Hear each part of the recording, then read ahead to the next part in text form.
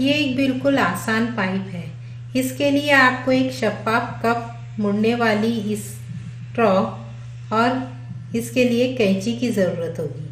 कैंची से कप के पेंदे में छोटा सा एक सुराख बनाएं। फिर एक मुड़ने वाली लचकदार मशरूम नली, इसके लंबे सिरे को सुराख में एकदम टाइट फिट करें कि कोई अतराफ से बहाव ना हो। आप चाहो तो वहाँ थोड़ा सा गोंद भी लगा सकते हैं। अब एक मशरूम नली टाइट फिट हो जाएगी।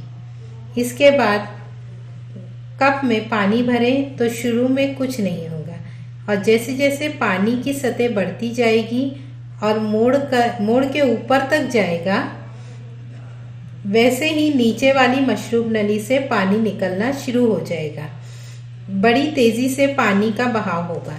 एक मुकाम पर आकर साइकिल काम करना शुरू कर देता है।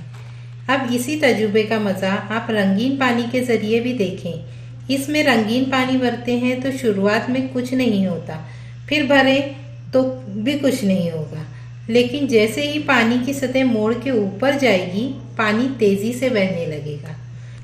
ये पंप बहुत आसान है। एक कप मशरूम नली और थोड़ा सा पानी, तो आप भी इसका मज़ा लें।